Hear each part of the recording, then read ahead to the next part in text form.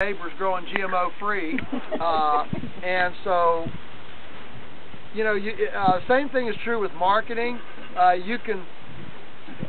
You've got to be careful about the weirdness that you expect people to come along with. You know, you can be a nudist and you can be a Buddhist, but a nudist Buddhist, that's just too weird. And so these guys are already selling locally, not to the big elevator. They're already using GMO, all right. And then to go that is just, it's the same thing as I don't fight with some of we get pig growers from guys that have the pigs running all around all the time, but right when they farrow, they use farrowing crates, which of course PETA and the humane, they go nuts over the Humane Society.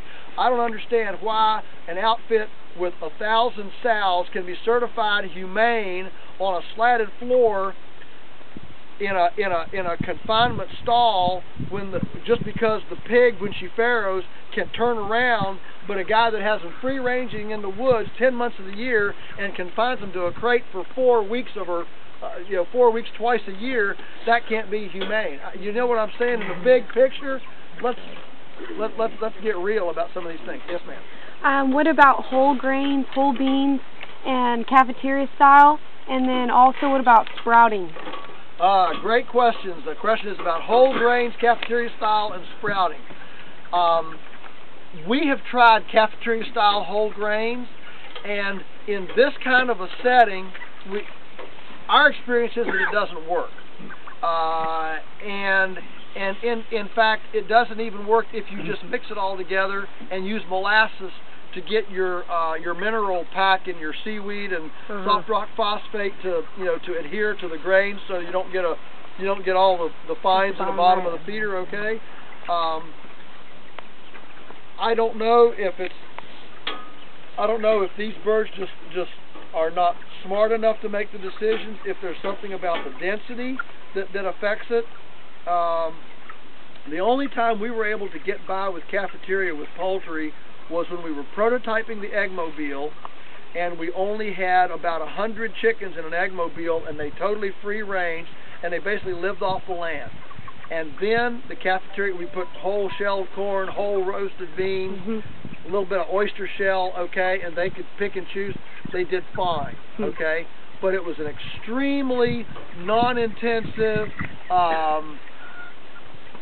mature bird, non-hybrid, all these things. And when we took the same birds and put them at only 20 in these shelters, it didn't work. So there's something about extensivity that I think has an effect on that with the birds. And sprouting. Okay, sprouting. That is that's on my to-do list.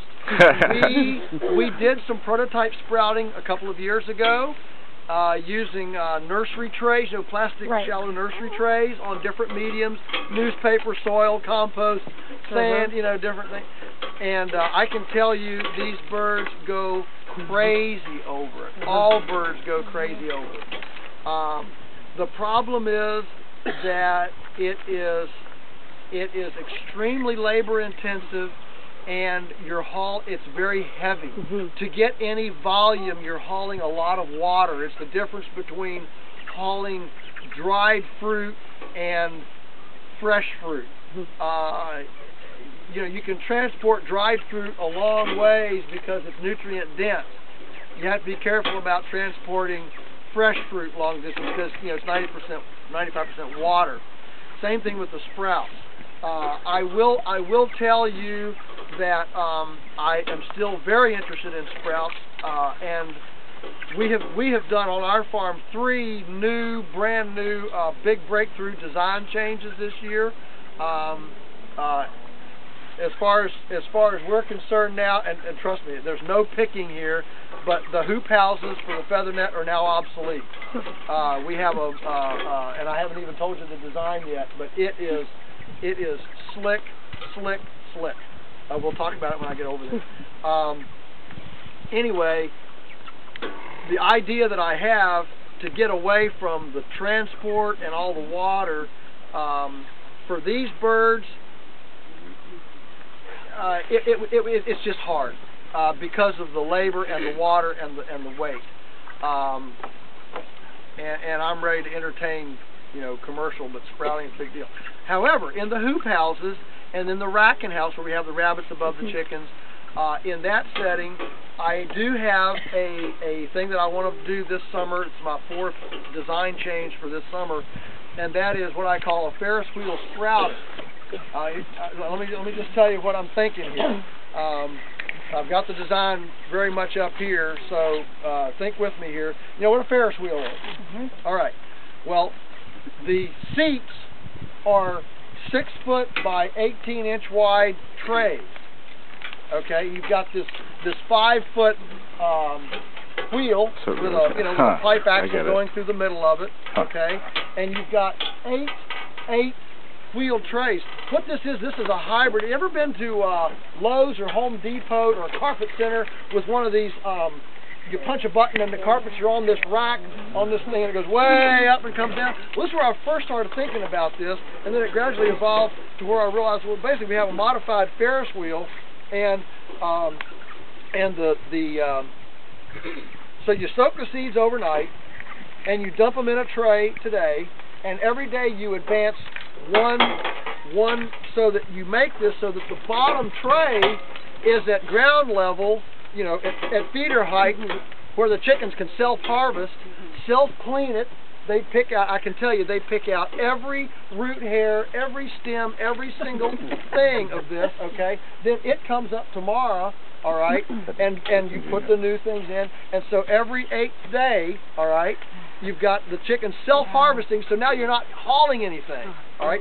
Or maybe you have this thing on a little 4-wheeler cart out through your field, okay? And I haven't got all that doped out yet, but anyway, this idea of the Ferris wheel, all right, and you moisten them every day, you do what you do, all right. Now the problem is when they're in there with the chickens, like in a feather net in a hoop setting, or in the winter in a hoop house, the racking house, how do you keep the chickens from jumping up, in the other? Okay, so you put a little wire cloach on top, and so in the winter time, the chickens roost on there and cover it all up and keep it warm. So the sprouting continues.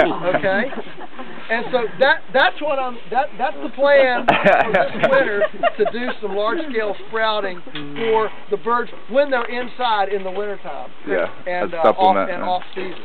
Okay. What's our time like?